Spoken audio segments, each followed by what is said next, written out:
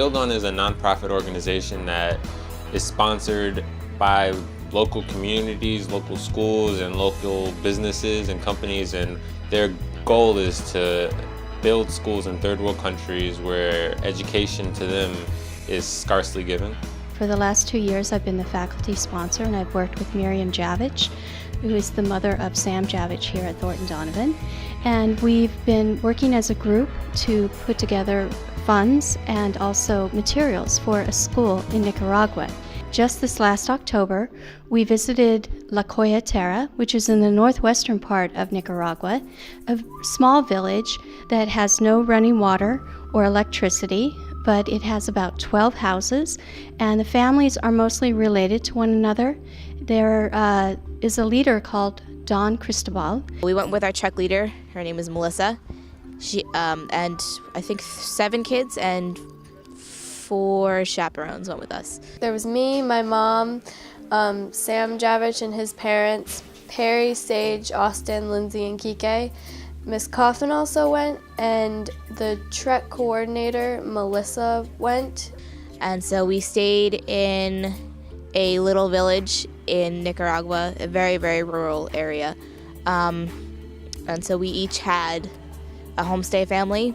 I stayed with the community leader, and what he did was he started the community getting 33 acres from the government, which he pays about 180 Cordobas for annually, which to us is about $7 American. And from there, he brought his whole family. And his story is kind of sad, yet at the same time very inspiring. He was in the military during the big revolution that took place in Nicaragua between the Somozas. And while in the military, his wife came to visit with their children, their 3 kids, and his wife was murdered in an ambush by contrabands. Yet he stayed in the military for 8 years, provided for his 3 kids that were all toddlers, and continued to form a community, bring all of his family there, and successfully reintegrate back into society. Around him, he has many of his children, and he's been married a couple of times, so he has quite a group of children, and they are very actively involved in the community. So we were really working with his family members to construct a school for a poverty-stricken community on the outskirts of Managua. We got there on a very rainy day.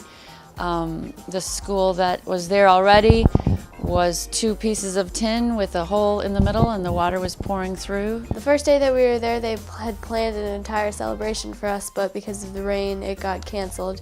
So we all had to stay under what was their school until we built the new school. It was kind of like an awning, and lots of the people from the village were there, and clowns had come, and we played with a piñata and danced with the little kids. The trip lasted for 10 days. We flew into Managua, and we traveled to the village the next day, and then began to work the day after that. And we worked for 5 days, and then we went off to the coast. After we saw what their school was, which was just an awning, like I said, and they had a few desks and pieces of wood, we could tell that they definitely needed a place, because you can't really learn very well when you're sitting outside and with distractions and stuff. They definitely needed a school. In the village, they need a lot of things. They have no medicine or any sort of doctor that comes to their village. There was no sense of the importance of clean water, of hand washing, of basic hygiene to keep people healthy. We were very eager to be of help, and our whole purpose was to lay the foundation and create the structure, the infrastructure for the school. We basically brought all the materials. Everything came through Build On. The only thing that the community provided, which they did extremely well, was labor. But other than that, everything came from Build On. Everything, all the wood, the materials, the cement, the rebar, the tin, everything was provided by Build On to the community.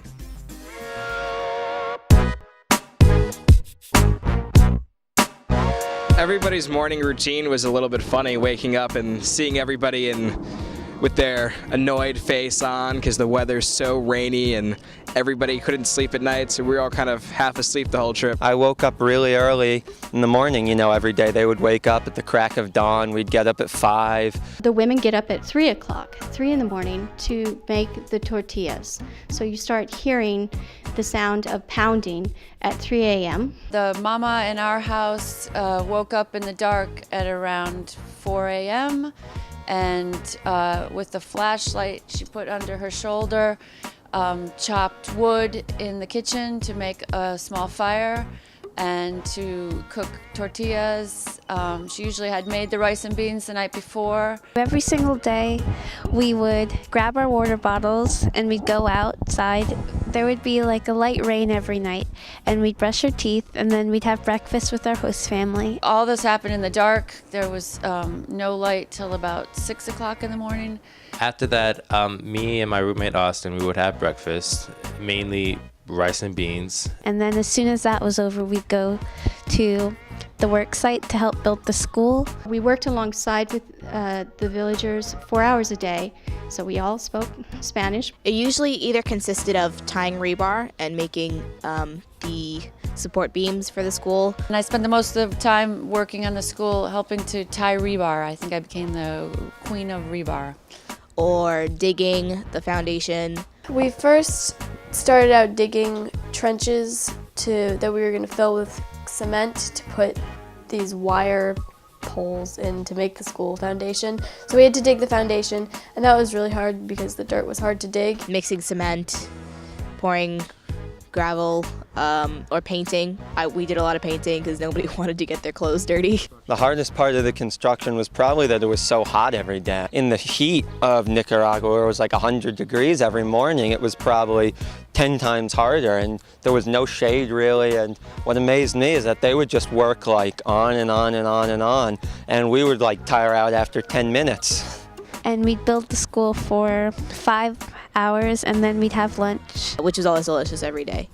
It was always something new, and we always had like some kind of really good fruit juice or something. And after lunch, we'd do activities with the children, or we'd take a shower. I was mainly with a young couple and a baby, but I know that the students they were actually in Cristobal's village. So they played endlessly with the young children. We'd usually play volleyball or soccer, or we'd play attack stage, which was, still fun. In the village, they would call me Pepe. So I had a little brother, his name was Gustavo. We became so attached that they started calling him Pepito, which means little Pepe. And he would be right next to me wherever I was, and he was just a blast to have. And then we'd do cultural activities. One day we made cookies, another day we went on a hike. We went to go see one person's cornfields. One day we milked a cow, and one day we went to their rice fields. Then after we would have the free time, we would go back home for dinner and stay with the host family. And for dinner, we would have rice and beans again. Some of the men would go out and they'd be playing a game of baseball unless it was raining, and the wives would be making food. In the evening, we would light candles after dinner because it'd get dark very early. And we would maybe play a board game with their family. We usually play games like Jenga or checkers or things like that because it doesn't really, the language barrier isn't as noticeable. And it's kind of like, it's easy to explain. After that, maybe we'd visit one of the neighboring houses, or we'd go to the chief's house, and he had the only light in about 2 miles in the area, so it'd be one light bulb, and we might dance or listen to the radio. He had a very, very small TV, so we might watch a novella, just stuff like that.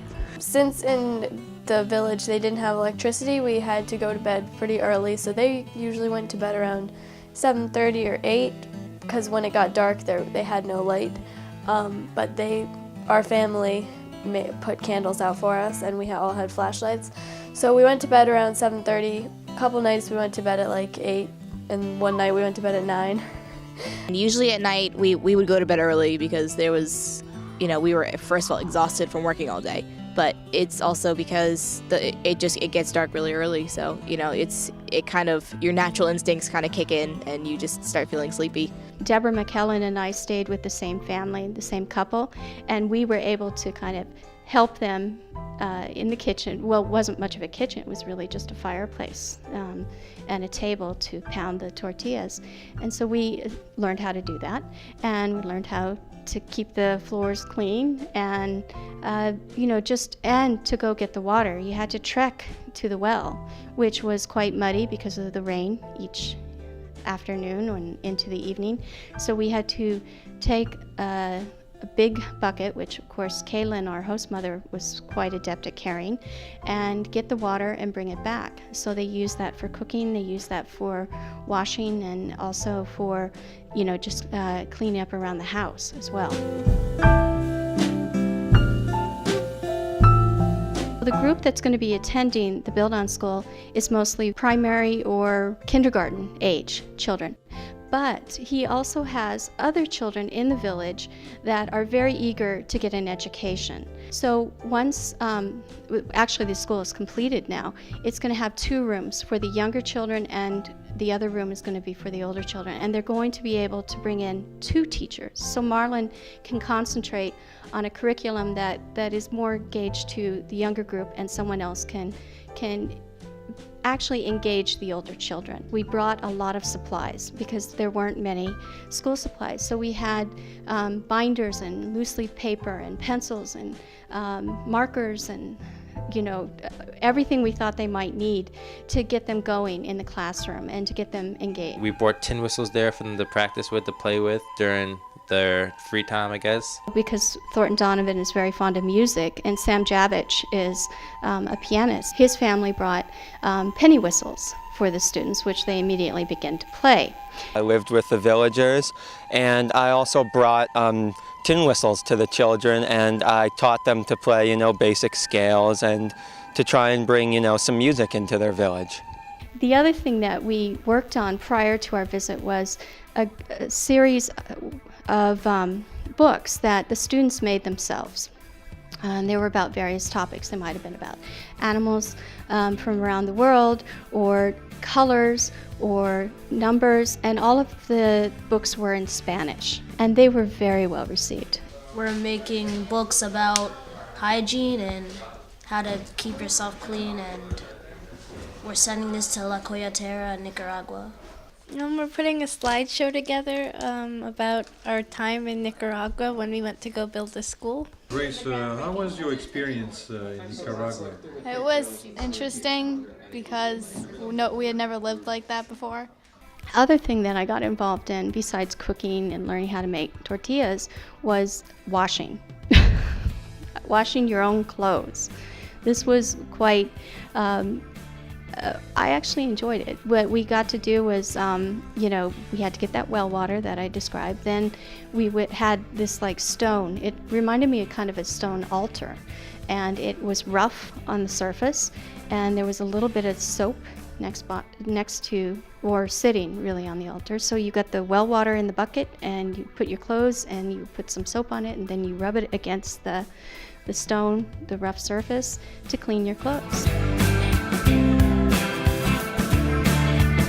Well, I think the most interesting part, besides getting up every morning at 5 o'clock to cows and roosters cawing every hour, was being able to interact with different people and not have to worry about a language barrier. Even though they spoke Spanish and we primarily spoke English, we somehow communicated and got our point across. I'm not that great at Spanish, but I learned a lot from them because they definitely were very patient with us. I would not have been that patient with people who didn't, I'm not as patient as they were. They repeated things for us and spoke slowly and spoke simply so that we could understand them. And we had good conversations with our families and people there.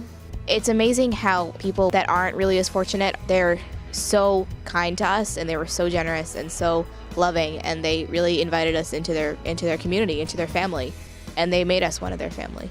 Out in La Coyotera, Nicaragua, there's such a simplified way of life that you don't really have to stress the little things out there. It's just very relaxed and simplified. But when you get back to New York, of course, it's upbeat and very active. And when you go to Nicaragua, it's just you get to relax a little bit. You get to appreciate life more. But I do have to mention what surprised a lot of us is they have cell phones. Okay, they do have cell phones, which they are able to charge when they go to the closest town, because the closest town does have, or village, it's more of a village, it has electricity. So they charge them, but they don't have any fancy games or even can take pictures with them because that would drain the battery too much. So they're pretty much for communication. And this was so surprising that I had to find out, well, why does everyone have cell phones? And basically it would be way too expensive for the government to build the phone lines. So this is a very inexpensive way. You just build a few towers and then people can communicate with one another. The village is self-sustaining in that they grow all their own corn and beans and peanuts and rice locally, like within the area. In our family, the men grew enough corn and beans to sell to other members of the community, and they stored the corn in a big vat outside the door of the house, and that's really all they ate. They didn't eat any vegetables, they didn't eat any fruits, occasionally an egg from a chicken that was running around. What amazed me was that after they worked all day and they were all tired and exhausted, you'd think they'd all go home and just pass out every day. But all the men would go home and get their gloves and their bats, and they'd all run out into the field, all excited to play, and they'd play 3 hours, and the whole village would show up, and it would be like they're all standing there cheering and playing this game of baseball. And it's like, how do they have the energy for this at the end of such a hard day? We stayed in the village for about, I want to say 7 days. I learned a lot from this trip. I learned not to take things for granted, not to take things that we have in America, like running water or having pets, treat our pets with affection, because they did not treat their pets with affection. They were more of a thing that was a necessity. They had to have them. In many ways, this trip brought me a lot. It kind of showed the hospitality that can be given by such a generous group of people who literally have nothing but give so much love and respect and just hospitality that you feel almost as if you were a member of the community yourself. I think I learned that I shouldn't take for granted anything that I have, because whatever I have is a lot more than a lot of people do.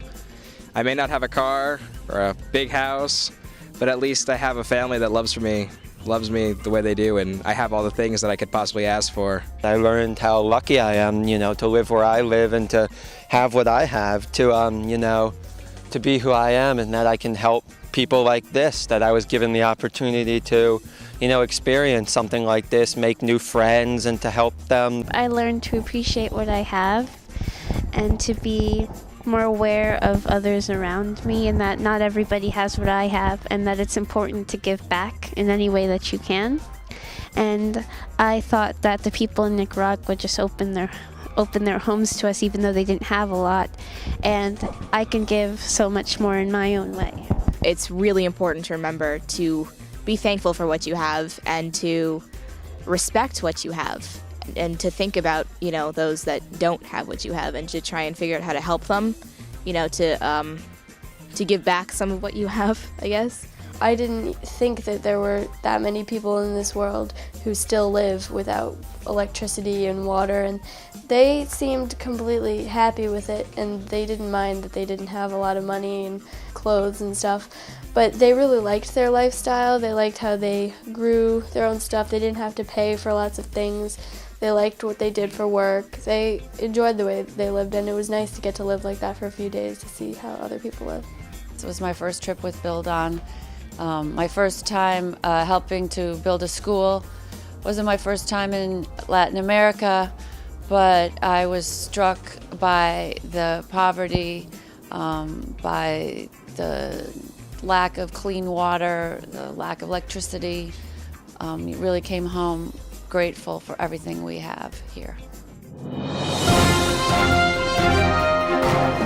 They sent us pictures of the finished school, and it looks beautiful. It looks it looks like a really amazing place compared to what they had before. It's a beautiful blue and white building with a roof, walls, door, apparently a bathroom. It's a much better environment to promote learning than what they had before. Yeah, I think that the new school is a big improvement. Well, I think it's important that we all saw this is how half the world lives.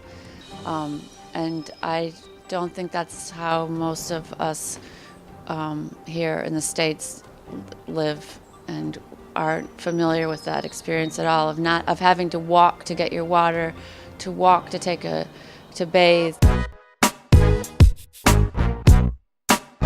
Our follow-up, like I said, we want to get pictures to the families because they are eager to have the pictures as mementos of our visit. Like I said, we're making the books, and we're going to gather some school supplies and some items that we think would be particularly helpful to our host families. For instance, we noticed that if they had a flashlight that they could put on a headband, that would leave their hands free to move around. I plan on following up with Build On as well as a couple other people that went on the trip. We're also talking about possibly going back there at a later date to go visit the village on our own. So I think that'll be a great thing to do if we can possibly pull that off. I'd love to go back and to visit them again and to see how they're doing, see the kids, see how the kids are growing and how the kids are improving from what we did for them from the school that we built for them. See how the school's doing, see how our families are doing, just to see the impact that we made on their community after a while. In the future, I would plan to follow up with what we did, go to make another trip to Nicaragua, because I had so much fun there, and I would love to see my host family and the people of La Coyotera again, because it was an experience and they live with you forever in your heart. We do plan to go back to La Coyotera in the future, particularly the adults. We would love to talk more with Marlon and see what he has been able to do at the school. And we, like I said, we really connected with the village. It was when we left, some of us were crying, including myself. And so when you kind of put that sort of energy and that effort, you want to maintain a connection. I'm going off to college this year, but I know they do Build On does trips for people in college, so I would love to, maybe go back to the village and visit them again, or to build another school. And if I can do that, I would certainly like to stay involved. I would like very much to go back to Nicaragua to help see how the school is doing and to help teach about sanitation and hygiene. My desire with Build On is to stay extremely active. I'd like to continue it throughout my college career and hopefully later on in life as I can. I think it's an extremely positive experience and that every student should at least try to become active in some way. The TD students were amazing with their energy and joyfulness, how much they helped play with the children, how fully involved they got, both with the community and in helping to build the school. I was really impressed.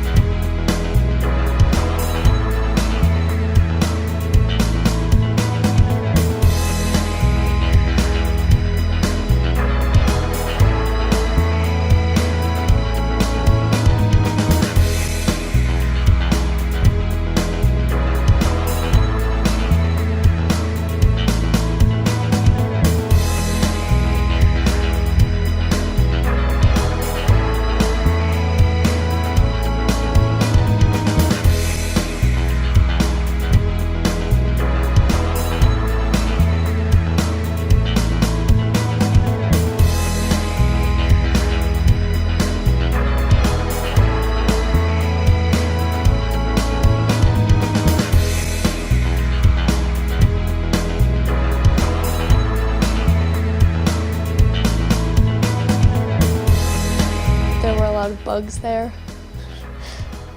There were actually these really huge scorpion spiders in our family's house that scared me and Kike and Lindsay a lot because they were big and scary. And there was a scorpion on my bag once. The second morning, Sage woke up and found that he had a chicken under his bed, and he was freaking out, and he was screaming for them to come in, and they took it out. So the last morning, when we were leaving, the village leader and his son thought it would be a good idea to wake me up by sticking a chicken in the room under my bed. A minute later, the door opens, and they threw the chicken in, and it just starts running under my bed and squawking, and I'm like, who put the chicken under my bed? And you just see the village leader standing there laughing. He's like, good idea, it's a good idea. Well, on one of the nights, for the first time, we had chicken and rice, and we didn't know where the chicken came from. And then my roommate, Lindsay, said, oh, that chicken was the chicken that was running around the house this morning. And it was really chewy. It wasn't like anything that I was used to, but really fresh. Like, the food was really good. You know, in all those cartoons, you see, oh, well, the rooster wakes you up in the morning at dawn. No, they wake you up at 2 o'clock in the morning and continue to wake you up until dawn. So that's not something that they made up. It's actually true, and it's worse. I mean, it works. It does work. But, yeah, they actually do that.